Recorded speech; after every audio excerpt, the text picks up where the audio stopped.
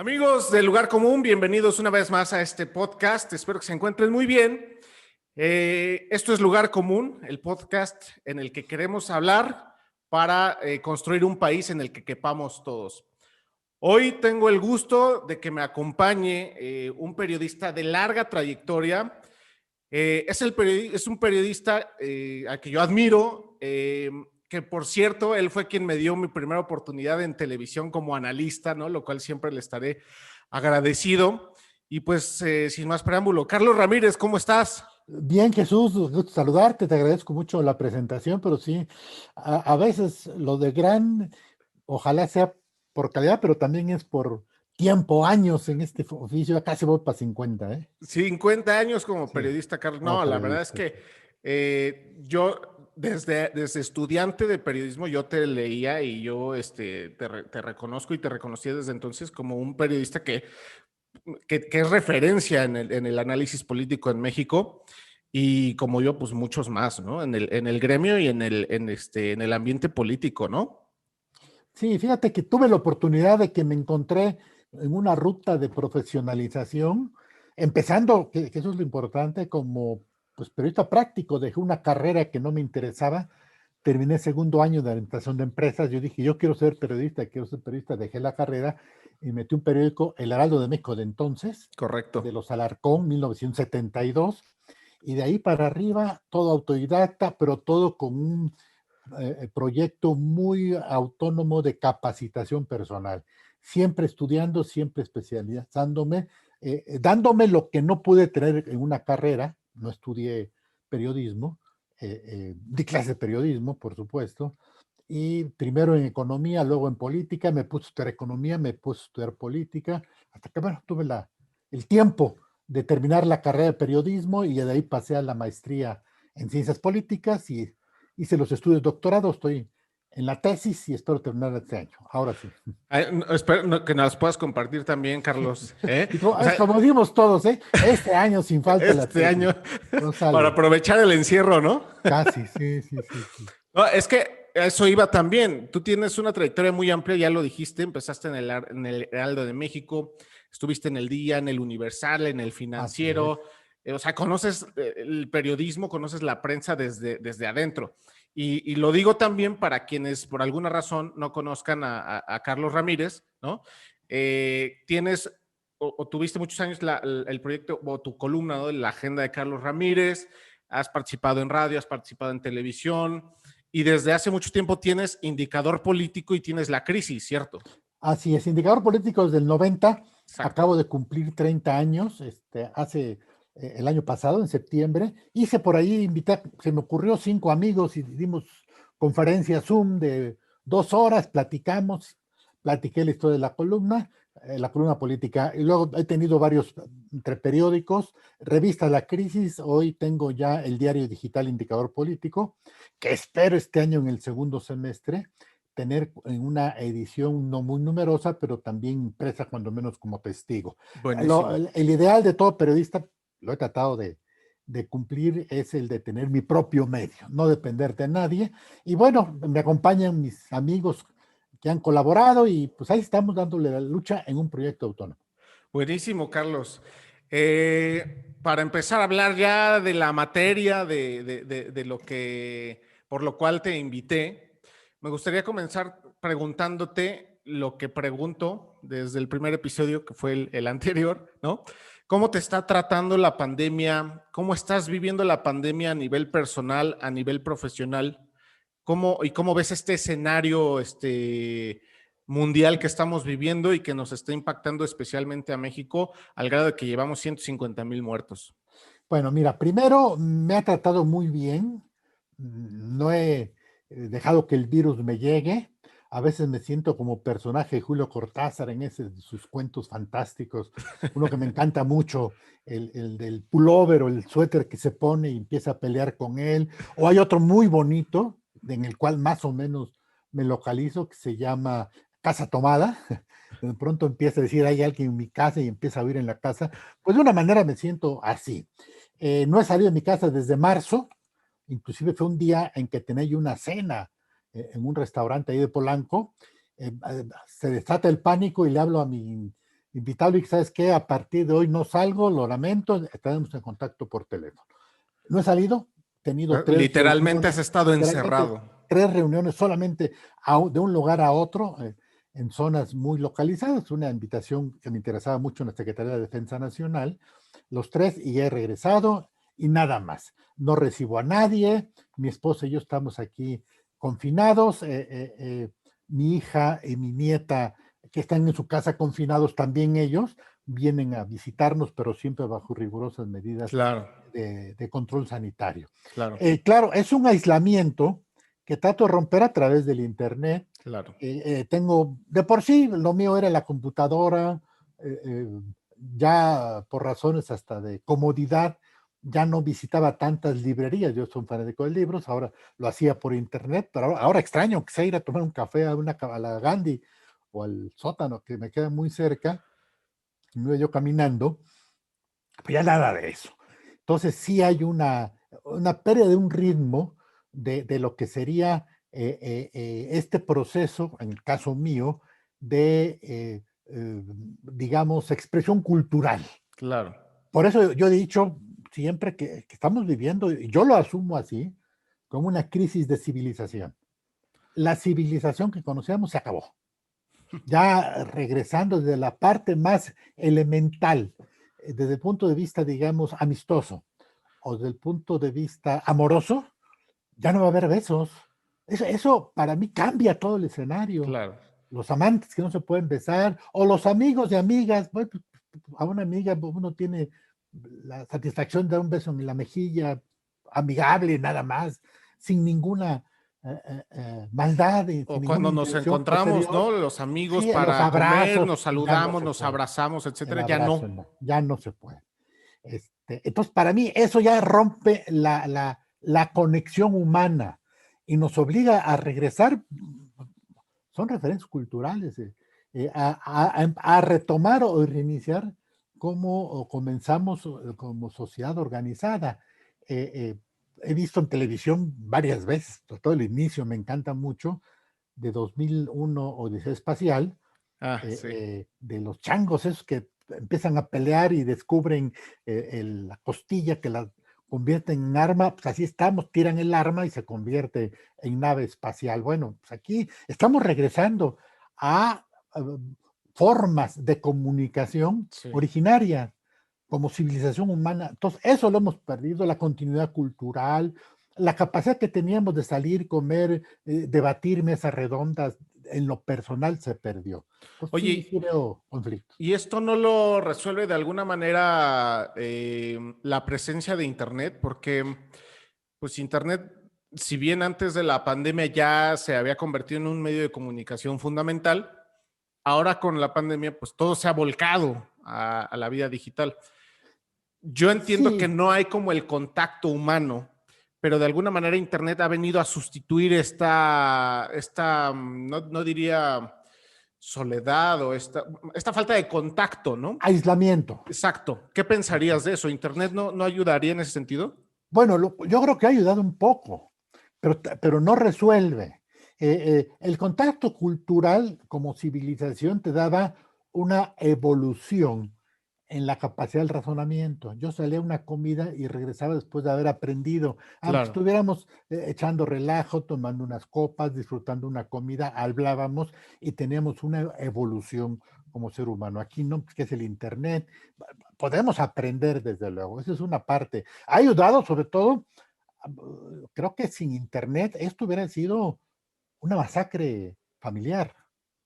Porque la claro, gente dice, ¿sabes qué? Voy a inventarme un Zoom y sé de parejas que se separan y se aíslan porque no tienen la capacidad de comunicación claro, dentro de claro, las familias. Pero claro. ocurre lo mismo con la comunicación, por llamarle de algún modo cultural, para mí es la comunicación filosófica. Es decir, hablar, platicar, no es lo mismo que platico yo un amigo en Zoom, de que estemos Claro, debatiendo claro. temas solos, nada más, está tomando yo notas para entender un problema, un suceso, a que lo hiciéramos en lo personal. Entonces, sí ha ayudado, ha permitido, o cuando menos de que el aislamiento no sea tan absoluto, pero no resuelve. Necesitamos el contacto humano. No hay otro camino que pues, el contacto, la socialización humana. Oye, y en estos términos, ¿ves algo positivo de toda esta situación pandémica? Lo digo porque está el cliché, ¿no? El cliché de que las crisis son oportunidades o sea, yo me he preguntado, bueno, dos cosas. Uno es que de alguna manera coincidimos, ¿no? En esta visión de que no será igual post pandemia, pero me he preguntado en muchas ocasiones, ¿para qué todo esto, no? O sea, ¿para qué podemos aprender de todas estas circunstancias? Y si de alguna manera tiene implicaciones positivas, ¿qué hay de rescatable de todo esto? Yo creo que, bueno, la pandemia fue una llamada de atención otra vez civilizatoria. Y vamos rumbo al caos. No tenemos ningún rumbo real. Nos ha ayudado Como un poco civilización, tú como dices. civilización, como sociedad, como ser humano, como comunidad humana de interrelación. Sí, sí, sí.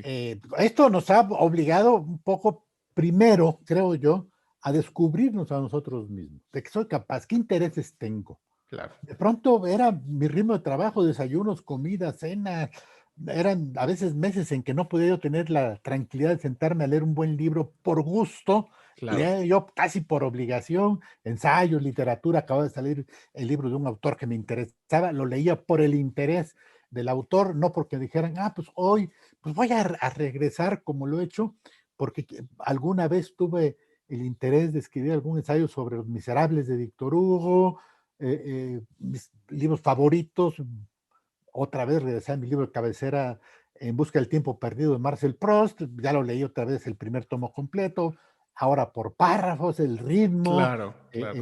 ese tipo de cosas es lo que nos ha permitido primero tener la oportunidad de reencontrarnos a nosotros mismos, el que lo quiera hacer. El que Claro. no lo quiera hacer, pues está matando dentro de su casa o está angustiando y está a punto de extinguirse como ser humano Claro. y como célula reproductora de otros seres humanos.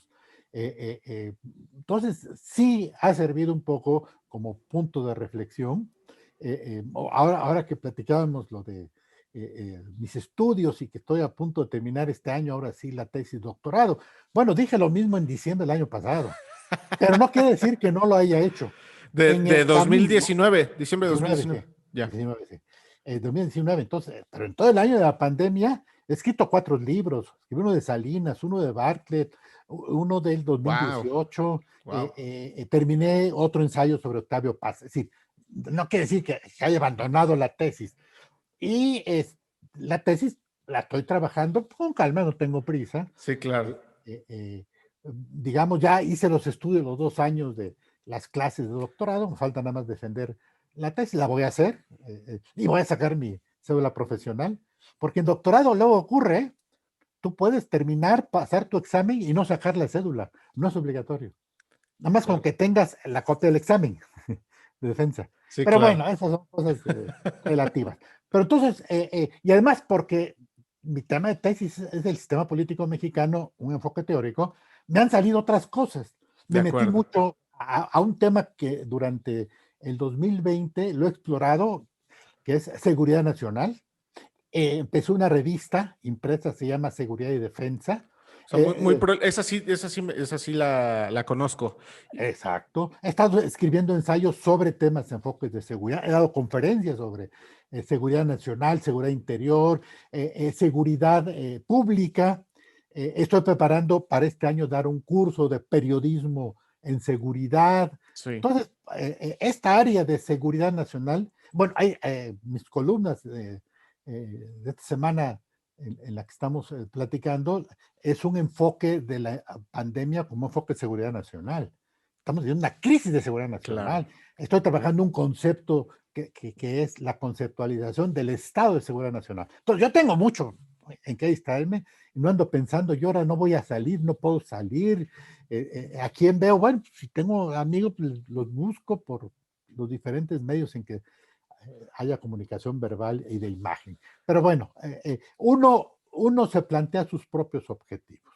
Muy prolífico ha sido este Así año es. para ti, Carlos. Así es, muy prolífico, porque yo digo, como los tiburones, si dejo de moverme, me Sí, muero, claro, ¿no? Entonces, claro. pero además, mi agenda es muy amplia, el gusto por los temas es muy amplio. Desde cuando he tenido ganas de entrarle al aspecto teórico, A estoy la tomando literatura. a la literatura, terminé un libro de cuentos sobre un viaje que hice a París, Buenísimo. estoy tomando un diplomado, voy en el cuarto módulo, son 5 sobre seguridad nacional, seguridad estratégica, de ahí estoy tomando muchas ideas. No, no, no. De veras que para mí ha sido fácil porque no salgo de mi casa. Claro, sí, Me claro. voy de mi habitación a la sala y de ahí a mi despacho. Y Y tienes tengo el tiempo de tiempo. eso, Sí, sí, sí. ¿no?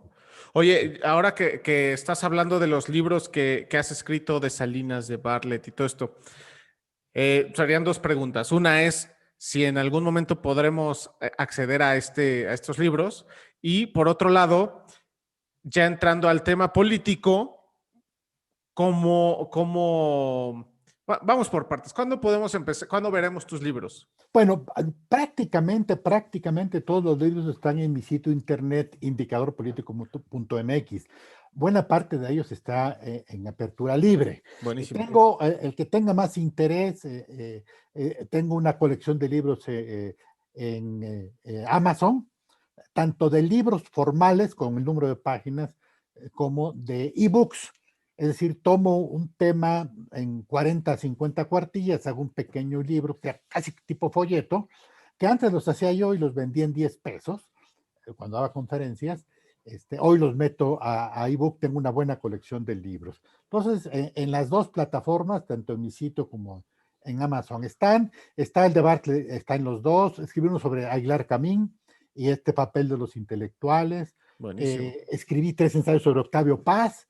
Yo creo que esto me va a llevar quizá a finales de año o el próximo a Okay. escribir ya un libro formal. Voy a juntar todos mis ensayos sobre Octavio Paz desde el punto de vista de un analista político analizando a Octavio Paz como analista político, no Qué padre. intelectual, no Wow. puedo. Ese Entonces, ejercicio va a estar interesante.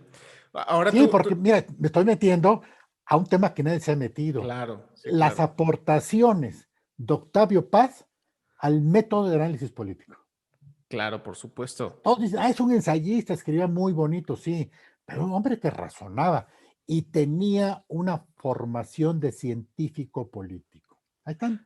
Quien revisa obras completas se va a la índice de nombres y cita a todos los maestros del pensamiento político fundamental. Y fue una figura importante no solamente a nivel literario para México, sino también tuvo un papel importante para el régimen en aquel momento, ¿no? Exactamente. Bueno, publiqué dos libros el año antepasado, en el 2018. Sí, Uno de ellos es Octavio Paz y el 68. sí, Ese es que, además, no basados en lo que ya todos saben postdata. Él hizo un pequeño ensayo, más que ensayo, un texto de 29 cuartillas que le sirvió de base para aquella muy famosa, entre quienes conocemos su historia, ciclo de conferencias en la Universidad de Texas en Austin sobre el sistema político mexicano.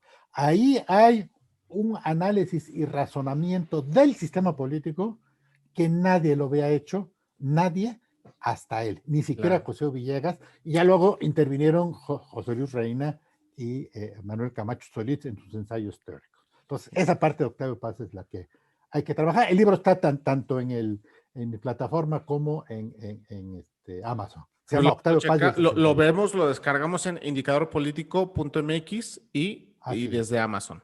Oye, Carlos, yo quiero entrar al tema político ya como tal.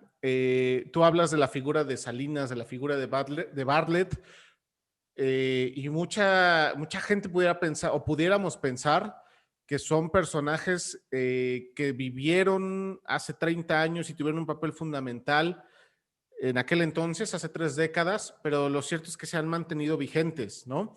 Lo que quiero decirte con esto o preguntarte con esto es que tú has visto el periodo, pues, como periodista has estado vigente 50 años. Has visto desde los 60 para acá, desde los 70 para acá, ¿no? Has visto a Díaz Ordaz, has visto a Echeverría, a López Portillo, a Miguel de la Madrid, a Salinas, Cedillo, Fox, Calderón, Peña Nieto y López Obrador. Todo este proceso priista, del régimen priista, lo has visto transitar hacia el panismo ¿Lo has visto la vuelta del priismo? ¿Has visto la llegada de López Obrador al poder? ¿Dónde está México hoy desde tu punto de vista? Bueno, estamos viviendo una situación de reconstrucción sistémica.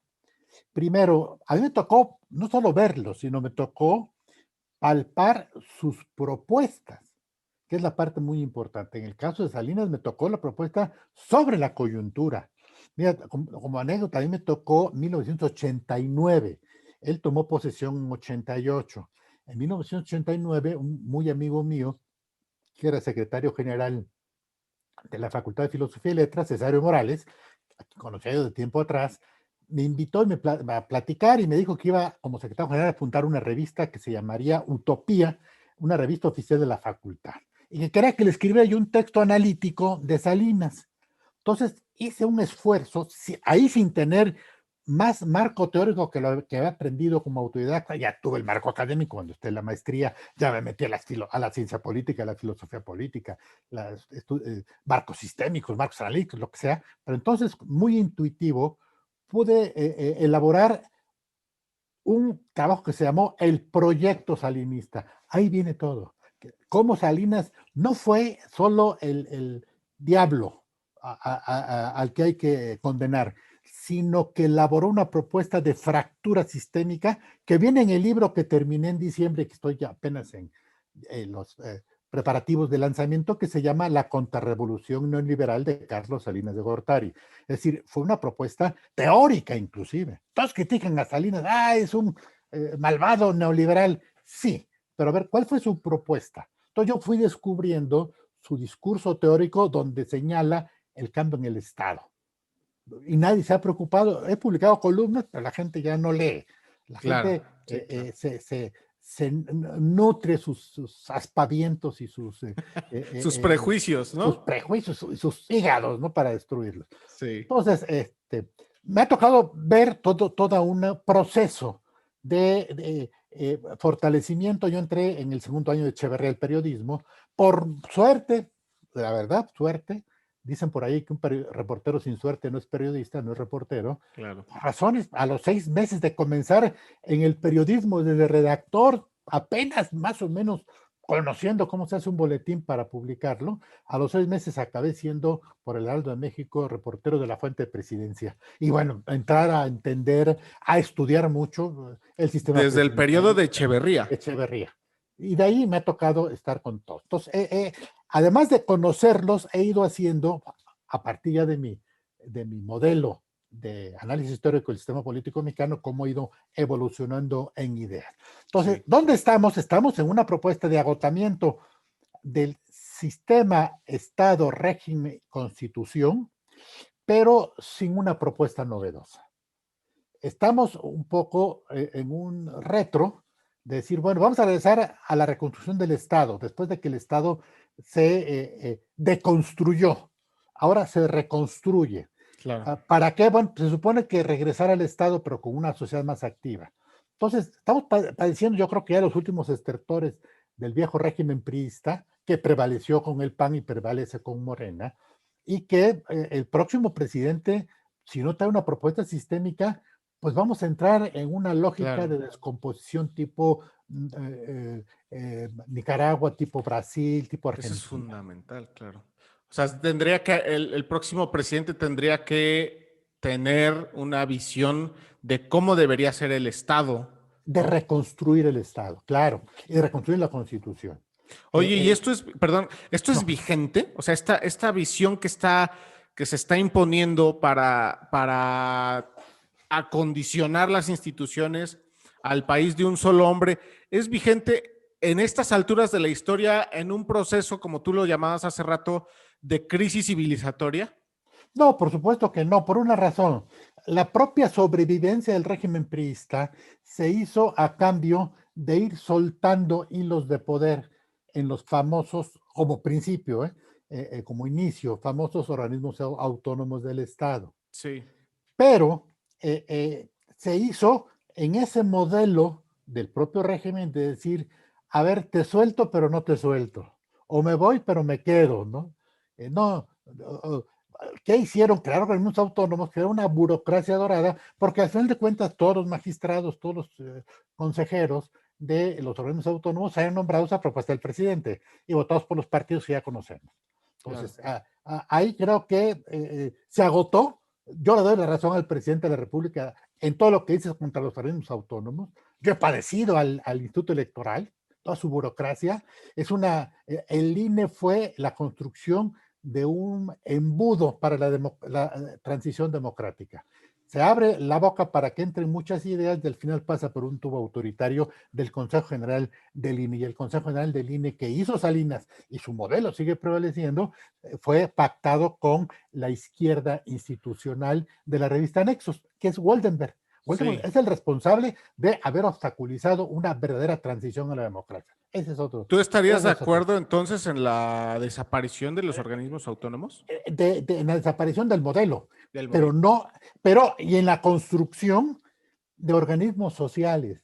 A ver, hay las nuevas teorías postdemocráticas, hay un libro que se llama Postdemocracia, ahí dice, la única manera tiene dos puntales, la modernización de la democracia. Primero, la construcción de ciudadanías. La poca ciudadanía que construyó esta crisis del PRI, donde dijo, no denle a los ciudadanos algo para que no se rebelen, no hagan una revolución, creamos un INE, respetamos el voto, no, poquito. Hacemos como que hacemos. Como que hacemos, pero no hacemos. Okay. Esa es una parte. Entonces hay que construir una verdadera ciudadanía. Y la otra parte es la construcción de observatorios ciudadanos. No sé por qué se quejan de que el INAI desaparezca. Bueno, que se creen decenas de observatorios ciudadanos que con base en la ley que existe, la reforma que fue de López Portillo, que no se entendió en su momento, el derecho a la información, es el derecho que tengo yo a pedir información al Estado. Sí. Empezar a bombardear organismos internacionales y obligar al Estado a abrirse. Y no crear una burocracia como la del INAI, no crear una burocracia como la del INE. 500,000 el año pasado, 500,000 pesos de aguinaldo para el consejero presidente, y con las cuentas que ha entregado, yo creo que es para despedirlo. Por fortuna, la movilización social evitó que pudiera construir un nuevo edificio, porque que decía estaba chico por 1,000 millones de pesos. Fue tal la presión que dijeron no, se acabó, y regresaron el dinero. No tiene caso. Una burocracia. En ningún país existe un INE como el de México. Existen organismos que hacen, que ejercen elecciones. Estamos viendo en Estados Unidos. Y si no le creen, pues a ver, pelense entre ellos. Es que las encuestas las tengo que regular. Tengo que regular los tiempos en medios. Hay una sobreregulación electoral, ¿no? Totalmente. Sí, en muchos sentidos. Es construir instituciones que obstaculicen la democracia. Yo creo que nos equivocamos en la salida de confundir que el objetivo fuera la democracia, y todos sabemos la democracia es el gobierno caótico, el gobierno de las multitudes, de la aglomeración, y no construir una república de instituciones. Y esto, regresamos a Aristóteles y a Platón. Decían, hay que construir una república, no construir pequeñas instituciones. Entonces, ¿en qué momento estamos? Crisis de la democracia, crisis del régimen autoritario, crisis del Estado, y desde luego nuevamente estamos regresando a la necesidad de tener una república de instituciones y de leyes. Oye, ¿y no estábamos en el camino? O sea, tú lo has dicho o sea, yo lo que veo es, pues de alguna manera el INE tiene, pues, reconocimiento mundial, y las instituciones como tipo IFAI, bueno, el INAI, digamos, ¿no? O sea, ¿no estábamos en ese camino de construir ese tipo de democracia de instituciones? Bueno, no, es que fueron instituciones, pero no para la república. Fueron instituciones para administrar la democracia. Para despresurizar. Y administrarla. Hoy la democracia solamente existe si el INE dice que hay democracia. Ya. Tiene un presupuesto multimillonario, y ¿qué hace? A sus amigos les da estudios, les da clases, les da diplomados, les da seminarios Zoom.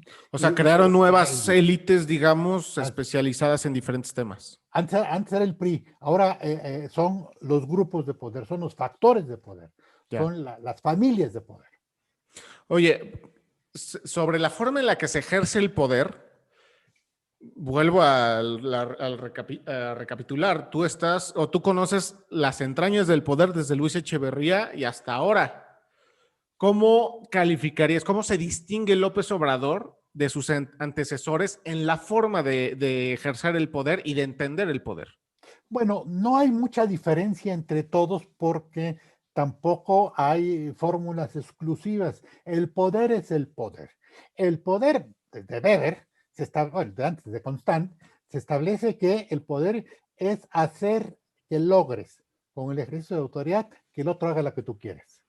Entonces, si estamos hablando de ejercicio del poder, no ejercicio de la democracia ciudadana o de las instituciones, sería otra cosa. Entonces, el poder lo ejerció el PRI, lo ejerció el PAN igual, inclusive pactó con el PRI, lo ejerció el PRI regresando, pactando con el PAN y con el PRD, y ahora lo ejerce Morena en la figura de un presidente que tiene un enorme carisma y que todo está centralizado en él mismo, lo Claro. cual, y no me voy a las referencias históricas del país de un solo hombre, no, es el decir que las decisiones nuevamente se crean otro embudo. A ver, ¿qué está pasando en estos 2 días que el presidente reconoció estar enfermo de COVID y pasar a un aislamiento en que no puede ejercer poder, no puede ejercer la conferencia de prensa? Su preocupación era quién va a estar en la conferencia de prensa. ¿Por qué? Porque en México no tenemos gobierno. Tenemos un presidente que gobierna 2 horas de 7 a 9 y ya. Y no está, digamos, no está mal ni está bien, no es funcional. Es una forma de hacerlo. Es una forma y todo pasa por autorizaciones. Por ejemplo, nadie puede ganar más que el presidente. La fórmula no es mala, hay que regresar a la austeridad, a la sana medianía juarista en el buen sentido. Sí, Para no poner al presidente de punto de referencia, es decir, no puede ganar más de X número de salarios mínimos, claro. ni el presidente. Entonces no se centraliza todo. Es que estoy ganando más que el presidente, es que estás Claro. ganando más para el presidente, es que yo quiero ganar más que el presidente. Entonces, esta reconstrucción de la figura presidencial, que es histórica, que fue una invención del PRI, y que no, y el PRI no lo inventó, sino lo retomó. Esto viene desde las formas de gobierno de los sistemas indígenas, el Tlatoani, esto, Octavio Paz, en este ensayo, juega de manera maravillosa en sus frases, dice la conexión es el Tlatoani, el virrey, el presidente de la República. Entonces hay una continuidad. Entonces Claro. no fundamos un régimen político, no fundamos un sistema político, fundamos un, que por cierto, el creador de esta fórmula fue Benito Juárez, un aparato de poder. Juárez fue el que no construyó una democracia, sino un aparato de poder. Llegó Díaz y dijo, no, ¿para qué? Pues nada más lo pulo. Y llega el PRI y dijo, no, pues con este me quedo. Y es lo mismo, pero viene desde las monarquías O sea indígenas. que la mafia del poder se origina, digo, por ponerle término que un término actual acuñado por el presidente, que tiene cierto sentido, porque se ha configurado, como tú dices, no un sistema de gobierno, sino un sistema de élites, un sistema de castas, por así llamarlo. Claro, y eso viene de los sistemas indígenas. ¿Quién gobernaba en el sistema indígena? Pues el Consejo de Ancianos. Era la Sí. mafia del poder. Ellos decidían y tenían en un puño el ejército y tenían en un puño a los comerciantes. Y entonces, pero el Consejo de Ancianos es el que decidía y él nombraba emperador. No eran emperadores por herencia consanguínea, sino eran designados, eran por un periodo. Luego viene el virrey, bueno, lo nombran de España. Luego el presidente de la República, que a veces nos olvidamos que el sistema presidencial mexicano nació en la Constitución del 1824, pero tomando la Constitución de Cádiz, donde la Constitución de Cádiz crea lo que se llamó las diputaciones provinciales. Ya en la República Federal se convierten en diputaciones estatales y entonces el presidente de la República se nombraba por propuestas de cada una de las diputaciones provinciales de 2 candidatos. El Congreso Federal se reunía, depuraba y decía, son estos dos y esos son los que quedaban. En la del 57 se emitió la votación directa como indirecta, como en Estados Unidos, que Sí. votaban por 10,000 electores, aunque votaran más, eran los que elegían al presidente, y luego la votación directa. Entonces, todo es una continuidad, pero siempre ha sido por controlar los nervios del poder. Claro. Qué interesante. Oye, tú decías, de la forma en la que se ejercía antes, había que tener el ejército y a los comerciantes. Y a la Hoy, iglesia, y a la iglesia. y a la iglesia. Hoy, ¿cómo ves el papel del ejército en el régimen actual? Porque, te digo mi punto de vista, el ejército, más bien el presidente como un lobo político que es, ¿no? Como un animal político que es, entiende el papel del ejército y entiende que le conviene tenerlos de este lado en lugar de tenerlos descontentos. Dicen por ahí, incluso, ¿no? Y por eso te lo pregunto también, que el presidente está teniendo al ejército contento por si en algún momento necesita utilizarlo, ¿no? A ver, ¿Qué opinas de esto? mira, primero, yo creo, apenas estoy revisando, recopilando la información, que el presidente es un lector muy astuto de Maquiavelo y que el papel del ejército es el papel que le dio Maquiavelo, como el brazo del control de los príncipes. En aquel momento, estamos hablando del siglo XV, bueno, principio del siglo XVI. El 1513 fue el 1515 el príncipe. Ese es un punto. Segundo, yo creo que necesitamos también revisar las categorías.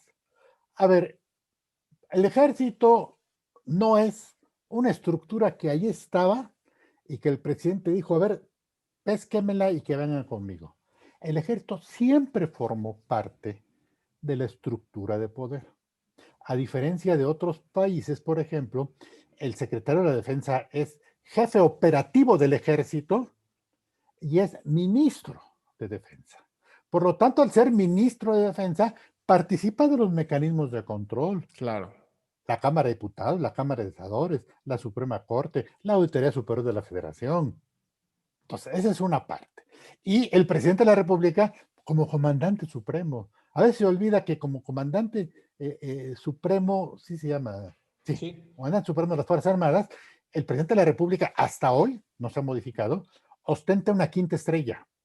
Sí, correcto. Son general, brigadier 1 de brigada 2, de división 3, general secretario cuarta estrella, presidente de la República quinta estrella. Correcto. Nunca la usa, nunca la invoca, Calderón le gustaba mucho eso, Peña también, no pasaba nada, es institucional y es por ley y por constitución.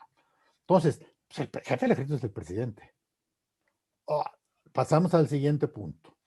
¿Por qué acude al ejército? A ver, eso de que por si algo ocurre, ¿qué puede ocurrir? ¿Una revolución? Imposible.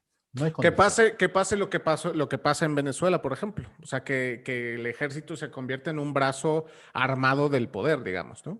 Es que es el brazo armado del poder. Lo no, es. pero contra su propio pueblo, pues. ¿No?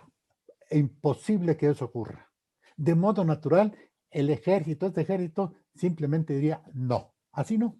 Punto, sea quien sea. Y los presidentes lo saben. Los presidentes lo saben. Cuando han acudido al ejército, han sido en forma con resistencia al ejército para hacerlo. Creo que la última vez fue en el 68 y le costó más al sector militar que al sector civil. Pero nunca intentaron reprimir al pueblo, contuvieron. Porque no había fuerzas de seguridad. Hubo una anécdota, ¿no? De 2006, cuando precisamente el plantón en Reforma y toda esta situación que hubo por un lado, y por otro lado con el sector magisterial en Oaxaca, precisamente en 2005, 2006, cuando el ejército se le pidieron, bueno, en rumores o en trascendidos, ¿no? Se le pidieron actuar contra las poblaciones y que el general de aquel entonces, Clemente Vega, se negó, ¿no? Sí, digo que no puede tener la Policía Federal, ¿para qué van a sustituir? Y en el 2006, fíjate que hay otra anécdota, yo la vi. Me invitaron, por razones de mis temas de seguridad y defensa, de hace tiempo me invitaron a un evento, a algo inicio de clases, no fue, allá por septiembre, sí. antes del desfile. Estaba tomada Reforma. Sí, correcto. Y el evento fue en el Colegio Militar. Entonces estaba yo, nos ponían en un lugar especial de invitados, etcétera, y se levanta el general secretario, era el 2006, bueno, ahorita me acuerdo quién era el secretario. Clemente Vega, ¿no? No, eso fue de Fox. Ya, sí, claro. Sí, yo. Bueno, se levanta y dice, bueno, da su discurso, la disciplina, y dice, bueno, quiero informar aquí que pues el desfile se va a realizar.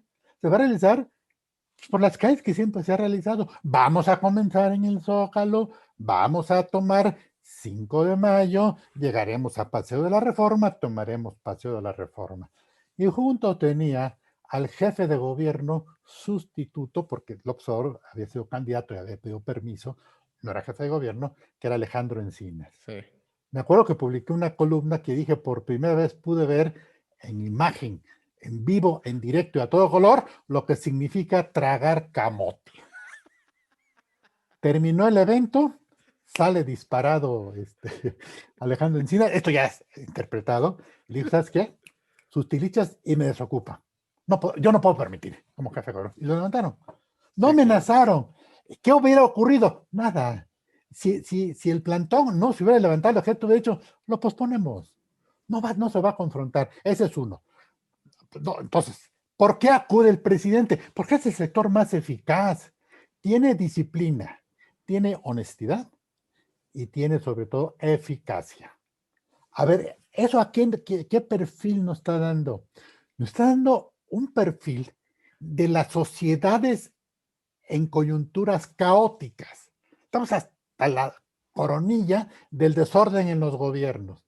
Y de pronto nos meten a los militares y ¿a qué nos están llevando? Esto es sociológico y psicológico, a una sociedad militar. Sí. No de uso de las armas. Es decir, señor, necesitamos disciplina. Sin disciplina no podemos hacer nada. Y eso que la disciplina militar es tan estricta, yo lo he visto, que si un subordinado no saluda con saludo militar a un superior, va al bote, va lo detiene, va a prisión militar. Sí. Digo, no queremos llegar a eso, pero queremos llegar hacia instituciones, cumplámosla. ¿Por qué nos saltamos? A ver, ¿por qué en México no puede ocurrir, al menos hoy, lo que en España frente al COVID y a Francia? Declararon estado de sitio y suspensión de garantías de las 6 de la tarde a las 8 de la mañana. Y la gente lo está cumpliendo. Aquí, ¿qué va a pasar? No, ¿por qué? ¿Hay libertad o no hay libertad? A mí la Constitución, a mí me hacen los mandados, y a ver tú, soldadito de chocolate. No se puede. Es decir, nosotros mismos hemos perdido ese respeto. A mí me dicen, oye, hay que cumplir esto, pues lo cumplimos. Claro. Lo cumplimos. Yo estoy confinado, yo puedo salir. El riesgo es mío, Todos los que no cumplieron, ahí están, donde deben estar, en el hospital, lastimados o bajo tierra. No hay más, Entonces, yo creo que estamos ya, es un desafío inclusive de ciencia política y sociología, llegar a una consideración de lo que debería ser o es la sociedad militar. Ya, en Estados Unidos viene discutiéndose del 75. ¿Qué ocurre en Estados Unidos? El presidente Biden de pronto rompe una tradición y nombra como secretario de la defensa a un militar retirado hace 4 años. Sí. La ley prohíbe que los militares puedan ser funcionarios con 7 años de retiro. Él tenía 4, entonces da un permiso. Fue a pedir el permiso. Se presentó un día antes de la toma de posesión, lo interrogó el Senado, interrogatorio como 2 horas. Circula en redes el texto íntegro. Sí. Yo lo tengo y hay una frase interesante. Bueno, dice, oiga, hay mucho temor, usted es militar. Bueno, si me confirman, voy a ser un general civil, un secretario de defensa civil. Entonces, ¿por qué es militar? Claro.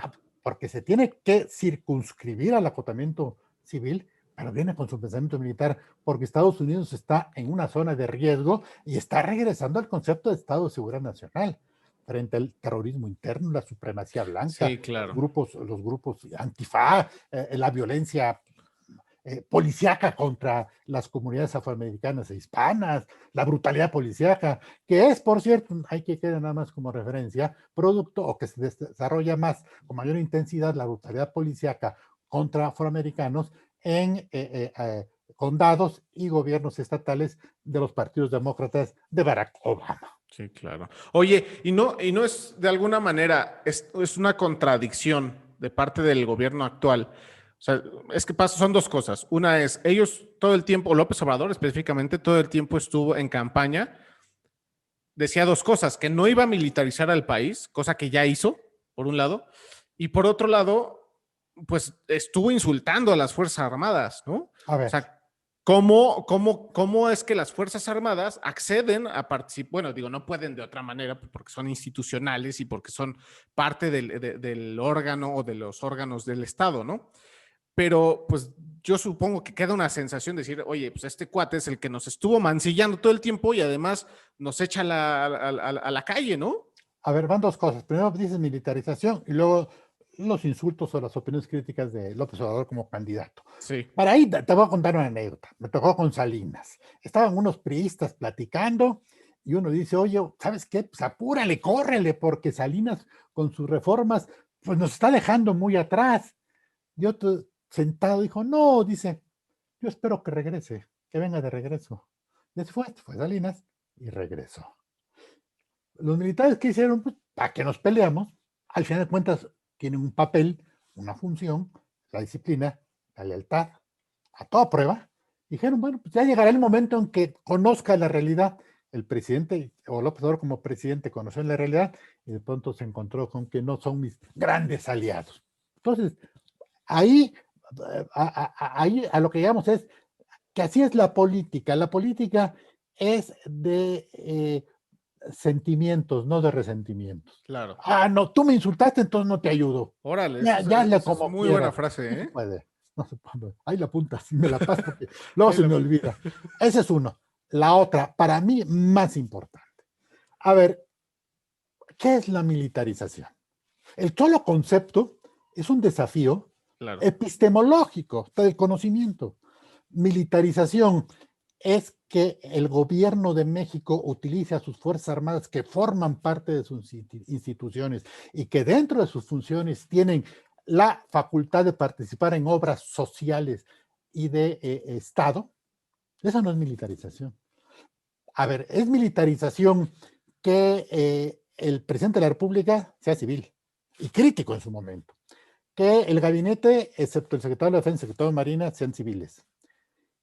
Que los dos jefes de las fuerzas legislativas sean civiles. Que el presidente de la Suprema Corte y todos los ministros sean civiles. Todos los gobernadores son civiles. Todos los congresos estatales son civiles. Debe haber uno o dos diputados de origen militar, pero con permiso de las Fuerzas Armadas y pasados a retiro. No hay militarización. Hay una participación del concepto sociológico político de efectividad militar en decir, oye, pues es que necesitamos, son dos cosas, necesitamos que funcione como una sociedad militar de disciplina, lealtad y dedicación. Malo, lo que ocurrió en Argentina, que vengan los militares a poner orden. Aquí están diciendo, los militares están poniendo orden en el desorden, sin usar las armas.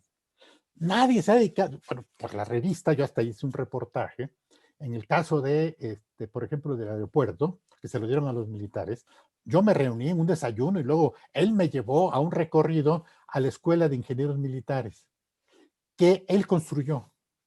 Y si estábamos acostumbrados a la escuela, a la construcción militar, los bloques, colores oscuros, adentro fríos, impersonales, el actual jefe de construcción del aeropuerto y que fue director de ingenieros militares y que hizo la escuela de ingenieros militares, le metió colores,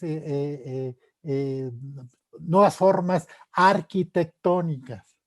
Entonces, yo creo que, vamos a suponer, esté de acuerdo o no esté de acuerdo, por alguna razón u otra, con que se lo hayan dado a los militares, yo estoy de acuerdo en que, o al menos estoy de la opinión de que va a ser un aeropuerto que cuando se termine va a deslumbrar. Porque está bien hecho. A ver, y hay la eficacia porque son militares los que están construyendo, son soldados. Claro. Y aquel que no cumpla, arrestado. Sí, Y aquel claro. que quiera corromperse, arrestado. En la lógica militar, no civil, porque son militares. Claro. Entonces, ¿qué es un poco lo que yo estoy viendo de que por qué los militares pasaron a la Guardia Nacional? Porque tienen el marco referencial del orden y la disciplina. Y si has visto, ningún miembro de la Guardia Militar ha cometido un exceso o abuso militar, porque todos se han circunscrito a derechos humanos. Prefieren decir, mira, por ahí no me meto porque me van a atacar, me voy a enojar, voy a reprimir y me voy a ir como en feria. Mejor no. Y se hacen a un lado. Cuando de pronto los atrapan y los zarandean y los ofenden, los ves impávidos. No están usando la fuerza porque saben que si la usan es un arma. va a ser un aquelarre que no van a controlar. Entonces, yo creo que debemos empezar desde el gran debate sobre el concepto de militarización. Llevar la militarización a lo que sería la imposición autoritaria por las armas de una sociedad, o el enfoque militarista del orden que tiene una parte de la sociedad. Tú preguntas a la gente, todos dicen, no, ojalá vengan porque son los únicos que son eficaces. Y desde ese punto de vista, ¿tú crees entonces, para redondear la idea, que entonces el país no está en riesgo en ese sentido? No, claro que no, claro que no. No, sí, no estamos en riesgo, nunca lo estuvimos, por eso yo critiqué esa frase del presidente, es que quería un golpe de Estado. ¿Para qué usar conceptos? Sí, claro. Dijo, no ha habido golpe de Estado. Lo de Huerta fue un cuartelazo. Pero él se refería al discurso este de un general retirado del día de la revolución del año pasado, ¿no? Sí, sí, pero lo dijo en una reunión privada. En privado los militares pueden decir, al final de cuentas hay libertad de expresión, pero como disciplina, no, ellos no tienen en su mente Claro. Nada de, de tomar el poder. No les interesa. Saben que si toman el poder tendrían que aplicar su concepto de autoridad y vender una represión que no alcanzarían ni siquiera a suponer. Entonces, por eso dicen, no nos interesa. Por eso cuando le dijeron, oigan, ¿saben qué? No va a haber lugar ustedes para ser gobernadores, hubo gobernadores militares. Ah, qué bueno. Eso es un punto. Un segundo punto bien importante. El sistema político priista se fundó por voluntad de los generales. El 28 de julio, después del asesinato de 1928, después del asesinato de Obregón, el presidente y general Plutarco Elías Calles tuvo una muy famosa, está en sus libros, reunión con los generales. Y les dijo, señores, necesito que ustedes me den a mí, presidente y general, la autoridad para administrar y gestionar al presidente interino y al próximo presidente, que no sea militar, porque si no entraremos en una guerra civil. Claro. Todos los militares, todos, aceptaron. Ahí nació el sistema político presidencialista con sometimiento del poder militar.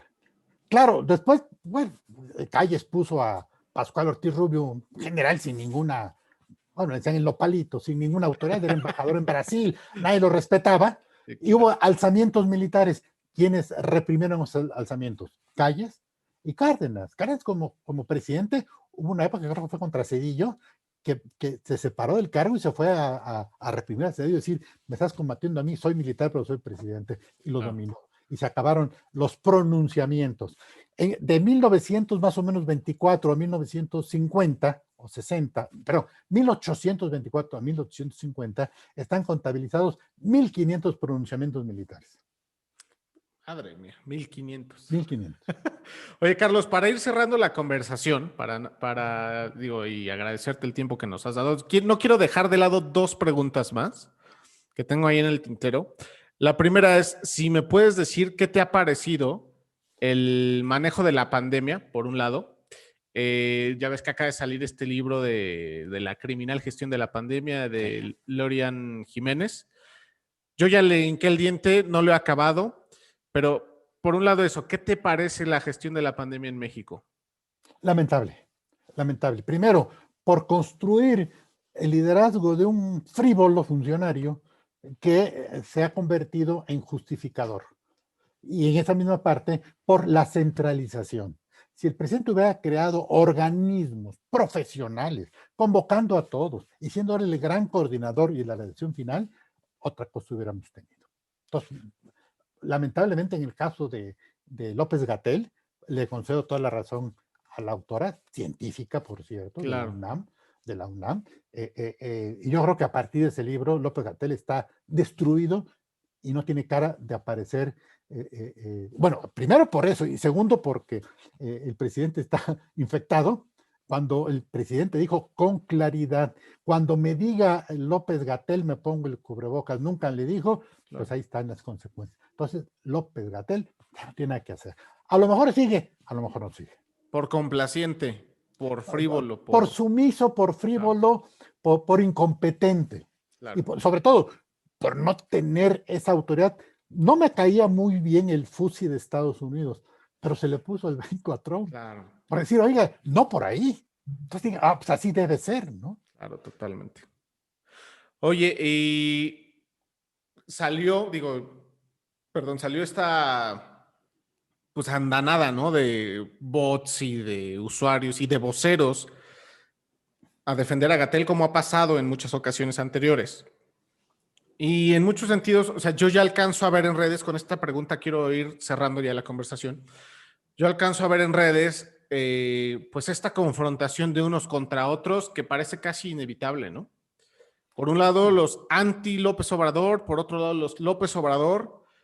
Si de alguna manera criticas al presidente, los propagandistas asumen que estás en contra del presidente, y por otro lado, todo lo que haga el presidente está mal, ¿no? O sea, entonces esto ha generado un ruido del que no podemos salir, o me da la impresión de que no hemos podido salir, porque estamos jugando el juego, ¿no? Y no es el único país en el que pasa. Parece que estamos enojados, parece que hay, bueno, en toda la crisis sanitaria, en la crisis social derivada de la crisis sanitaria, la crisis económica, pues nos tienen una sensación de enojo permanente. Y entonces es difícil dialogar. ¿Cómo dialogamos, Carlos? ¿Cómo poder entender, carajo, es que este país somos todos y en este país debemos caber todos? ¿Cómo? ¿Por dónde empezamos? Bueno, yo te mencionaba en este caso de cómo la sociedad podía romper con esta casta de los organismos autónomos, y es a través de observatorios ciudadanos, algunos eficaces, otros ineficaces, financiados por la sociedad o por el sector privado, no hay otra, por fundaciones, pero de alguna manera se están saliendo, y muchos de los veteranos analistas que antes formaban parte del sistema han adquirido autonomía relativa a través de estos observatorios ciudadanos. Entonces, yo creo que aquí lo que hay que hacer también es espacios ciudadanos para el debate, pero evitar la confrontación. Es decir, todo es muy fácil.